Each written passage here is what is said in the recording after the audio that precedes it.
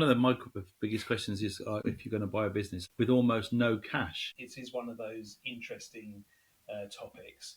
If you've got an Amazon or another business, an Apple or something like that, you're going to have to pay for it because of what it's worth. Yeah. If you've got a SME in any country really, but especially in the UK, and I mentor and coach other people to buy businesses through this. So I've got my own experience.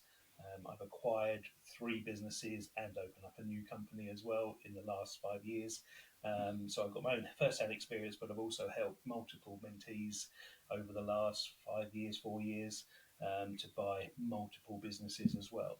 And from my own first-hand experience from that very first business, on the 11th hour, the solicitor said, "Oh, we need stamp duty." I think it was because it was a share purchase agreement, and I can never quite remember. It was either 6 or 9,000 I had to put in, and then got it out 2 days later because it was in the company account. So, without putting any of my own money in, apart from that, I always try and tell the truth.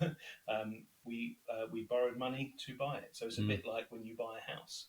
Rarely can people afford the whole amount for the house. They have to either put a deposit down or now we can back to the 100% mortgages and those sorts of things. So you're using OPM, other people's money, to be able to help you through that. And there's different other people. There's friends and families, there's investors, there's different tiers of banks, which most people don't know. So you've got your high street banks, your first tier banks, Barclays, NatWest, HSBC, Santander, all of those first tier banks.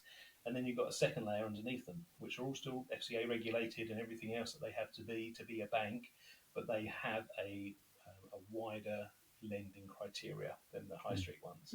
So, and again, sometimes you have to be constructive as how you put a deal together. So how I have done it, and a lot of my mentees have done it as well, is that we will offer an initial consideration for the business. On day one, they'll get a lump sum, but it won't be the full amount. And then over a period of 1, 3, 5 years, we'll pay you a deferred consideration. That can be a monthly payment like a salary, or a quarterly or yearly payment, and then that's how you would separate it. So using round numbers, if it was £1 million business, that was the valuation of it, you might get 500,000 on day one and then 100,000 for 5 years. And the company is paying the loan on the 500,000 that you're acquiring, and it's also paying the 100,000 a year as well from the profits it's making. So it's got to be able to do that.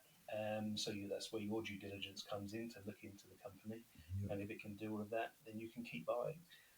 So that's what I've done, and other people have as well. And there's lots and lots of different ways of doing it, but that's the sort of simplest way of That's a really clear explanation of the tool and how to do it. I personally as well, I was thinking that if you want to buy a business, you really need to have the money cash or in the bank, and just transfer them. I never thought that this could be a... So I actively tell people not to use their own money, because we've all got a limited amount of what our own money is, and also that's your money.